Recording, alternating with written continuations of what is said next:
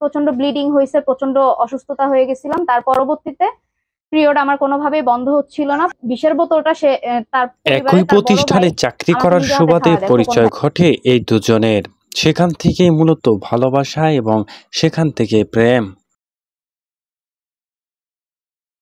রাব্বির সঙ্গে আমার পরিচয় হচ্ছে গ্রামীণ ফোনের চাকরির সুবাদে। আমি 2017 সালে গ্রামীণ ফোনের চাকরিতে জয়েন করি। রাব্বি যে তখন সেই এমপ্লয়ি প্রথম ছিল, স্বামীকে সেও ডিভোর্স জব করতো দিয়েছেন একই এই জায়গায়। নারী।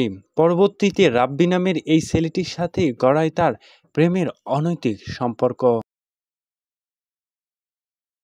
প্রথম স্বামীর সঙ্গে ডিভোর্সের পরে আমি ঢাকায় আসি। তখন রাব্বিদের সেন্টারে চাকরি করি, তখনও সুসম্পর্ক ছিল। তার পরবর্তীতে আমি আরেকজনকে বিয়ে করি 2022 সালে। সেই সংসারও টেকেনি বেশি দিন। প্রেমিক রাব্বির আশ্বাসে দ্বিতীয় স্বামীকে ডিভোর্স দেন তিনি।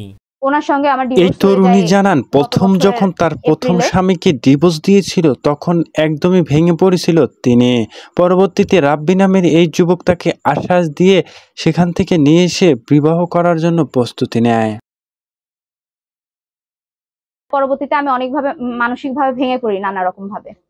সেক্ষেত্রে তখন আমি অসুস্থতা হয়ে গেলে বা যে কোনো কিছুতে ফজলে রাব্বি আমাকে অনেক সহায়তা করতেন বা আমাকে মানসিক ভাবে সান্ত্বনা দিতেনই করতেন। এর মাধ্যমে আমাদের একটা প্রেমের সম্পর্ক গড়ে ওঠে, যার মাধ্যমে গত জানুয়ারিতে আমরা মাওলানার কাছে গিয়ে দুইজন বিয়ে পড়ায়নি। যেহেতু একত্রিত এসে বলতেছে পারিবারিক ভাবে করতে গেলে আমাদের আরো সময় লাগবে, যেহেতু আমার প্রিভিয়াস 2টা বিয়ে ছিল, এটা ওর বাড়িতে বুঝাইতে ওর সময় লাগবে।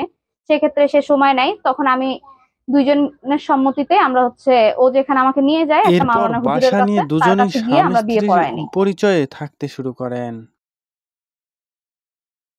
তার পরবর্তীতে আমি যখন বলি যেহেতু একসঙ্গে থাকছি, বাড়িওয়ালা আমাকে যদি জিজ্ঞেস করে বা কোনো কিছু করে তখন আমি কি বলবো?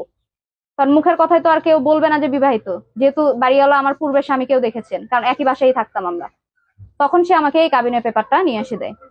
সে পেপারের আমার কাছে ছবি তোলা আছে। এখানে শেষ নয়, পরবর্তীতে ঘটে প্রেমিকের ছন্দপতন। পরে বাড়িতে এসে অন্য একটি বিবাহ করেন।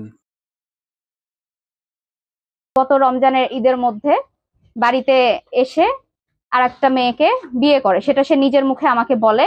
সে ভোলায় তার পারিবারিক চাপে পড়ে বিয়ে করে, সেটা বলে। জানা যায় সে আমার কাছে নানাভাবে মাপ চাই, বলে আমাকে ভুলে আসেন তিনি এবং পরবর্তীতে তার বাড়িতে অনশন করেন। ভোলা আসার পরে এসে দেখি যে সেদিন তার বউ ভাত বা কোনো একটা অনুষ্ঠান বাড়িতে। তখন তারা আমাকে সরাসরি ঘরের ভিতরে নিয়ে যায়, একটা ঘরের ভিতরে আটকায় দেয় সবাই মিলে। তখনই তাদের পরিবারের সবাই আমাকে আটকে রেখে ঘরের মধ্যে থেকে শারীরিকভাবে নির্যাতন চালায় বলে জানিয়েছেন এই মহিলা।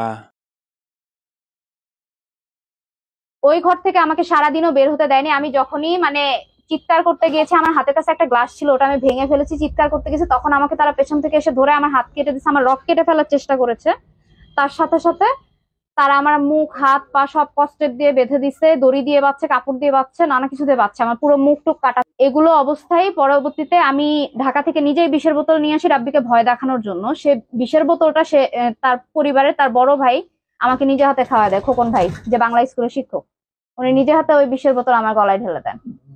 তার পরবর্তীতে যখন আমার অবস্থা খারাপ দেখে, তারা নিজেরাই আবার আমাকে তেঁতুল পানি নানা কিছু খাওয়াই দেন। পরে হসপিটালে নিয়ে যায় হসপিটালে রেখে আসেন।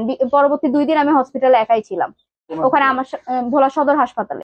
ভোলা সদর থানায় এসে একটা অভিযোগ করি যে অবস্থা যদি আমার প্রাণহানি বা কোনো কিছু হয়, সেক্ষেত্রে আপনারা যেন একটা খবর পান বা কিছু পান বা এভিডেন্স। যেহেতু আমার হসপিটালে ভর্তির রিপোর্টে ওখানে পুলিশ কেসই লেখা ছিল, ওখানে আমি বলেছি, ওনাদেরকেও বলেছি যে আপনাদের পুলিশ কেসের তো আলাদা মনে হয় কোনো ডিপার্টমেন্ট থাকে, যেখানে গিয়ে আমার শরীরে কোথায় কোথায় কোন আঘাত হয়েছে, কি হয়েছে সবকিছু ইয়ে করতে পারে। কিন্তু ওনারা কোনো সহযোগিতা আমায় করেনি।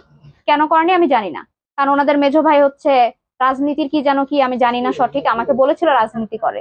এখন সে তার রাজনৈতিক পাওয়ার খাটিয়ে হলেও সেটা হতে পারে। হাসপাতালের কর্তৃপক্ষ আমাকে কোনো ডিসচার্জ লেটার দেয়নি, বলেছে আপনি হাসপাতালে ভর্তি থাকা অবস্থায় থানায় গিয়েছেন, এই জন্য ডিসচার্জ লেটার দিব না, এটা বলে আমাকে ডিসচার্জ লেটার দেয় নাই বগুড়া সদর থানায়। এখন আপনি মূলত কি চাচ্ছেন? আমি চাচ্ছি আমি আমার স্বামীর সাথে সংসার করব, আর আমার সঙ্গে যে অন্যায়গুলো হয়েছে, এখানে আমাকে যে মারধর করা হয়েছে, সবকিছু করা হয়েছে, সে আমাকে অস্বীকার করতেছে, সকল অন্যায়ের বিচার চাই।